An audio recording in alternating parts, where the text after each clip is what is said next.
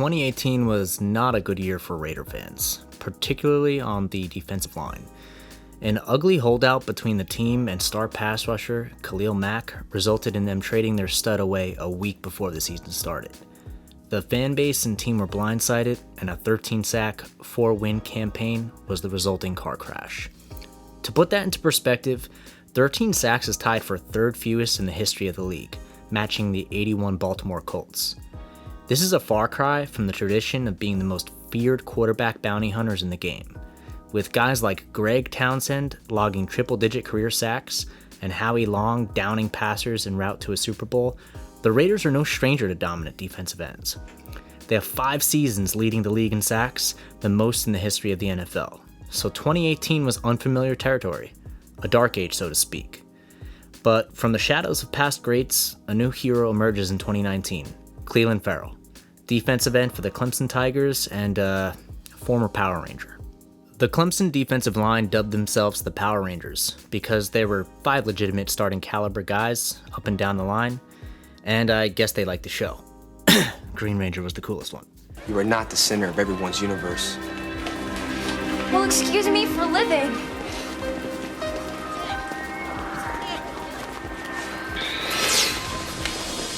Everyone in the league wanted to grab themselves a Tiger.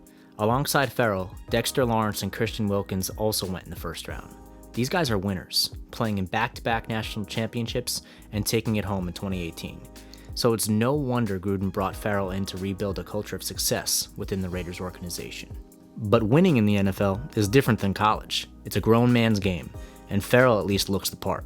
He's got a massive wingspan and long tree branches for arms, making him the prototype for a 4-3 base end. Don't let his 25 reps on the bench fool you. That's significant for a guy with longer arms. Ferrell is a big, strong enforcer who can play all 3 downs. Breaking down the tape, there aren't many guys who Ferrell can't match up against. You better bring some beef when blocking him. Tight ends or smaller linemen won't do.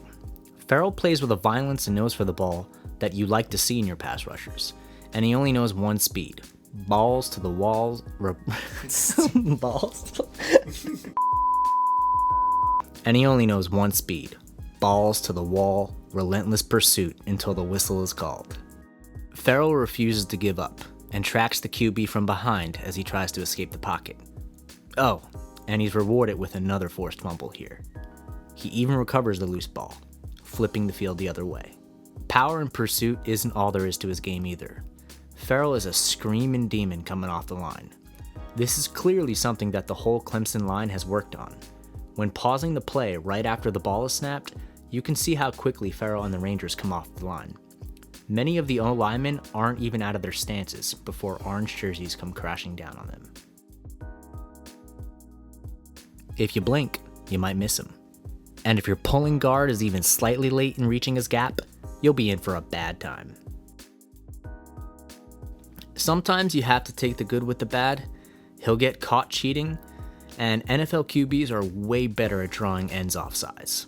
So it's something he'll have to look out for as he develops in the league. And while you love his tenacity, he's gotta clean up his hand usage here. We recently saw him get flagged for illegal hands to the face twice in the second preseason game against the Cardinals. He gets dangerously close to getting a flag here. Sometimes things get chippy in the trenches, I'll admit that much. But this is the very next play, and Ferrell's hands are all over the lineman's face mask again. These will be called in the NFL, and you can't be handing teams easy first downs like that. I expect a lot of his growing pains will be in the form of the refs teaching him how to contain himself. But when he plays within his capabilities, he finds a way to impact the game in every aspect. Ferrell is a fingernail away from tipping this pass. Those long arms should be disrupting plenty of passing lanes early in his career. Love the hustle at the end here as well. His footwork is buttery smooth too. Look at how just before getting free of his block, his feet are constantly moving, stabbing at the ground to maintain his leverage. Clee should have gotten a holding flag for his efforts here, but this is still a great example of how Ferrell doesn't need to beat you with just power. His short area quickness makes him a consistent threat on interior stunts. Hell, he can jam a runner off his route, drop into coverage, and still read and react to this screen pass. It's an incompletion, but if the QB puts the ball where it needs to be, you can be sure that Ferrell will be there, and the whistle will follow. And just when you think you've seen everything Ferrell can do, he'll hit you with the spin move. Puts the spin cycle on him. QB's mama better have Tide on hand. Gotta get those stains out after running for his life all game.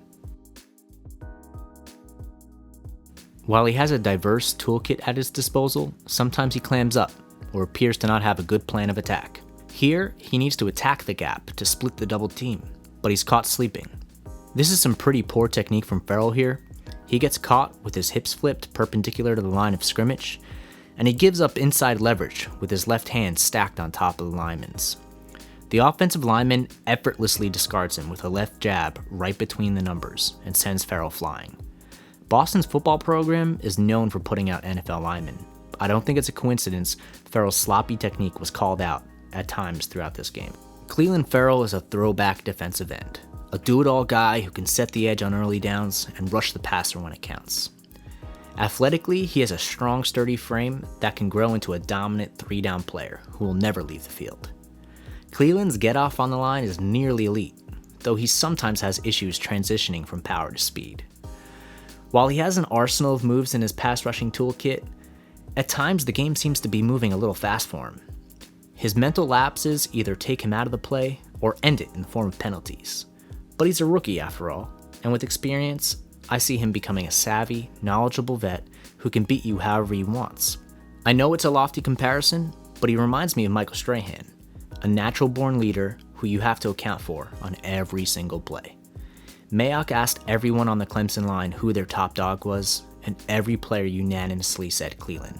If he rises to the challenge and reaches his potential, the autumn wind will be back to leading the league in sacks and terrorizing opposing quarterbacks. If you like this video, Mike and Will talk all things Raiders in their weekly podcast, Raidio. Drop comments below or call into our voicemail box at 702-907-6758 about future topics or questions about the Raiders, and we'll give you a shout out on air. We're available for download on iTunes, Stitcher, Spotify, and SoundCloud. And if Twitter is your thing, add us at Raidio. That's RRAIDIO. Thanks for watching. Go Raiders.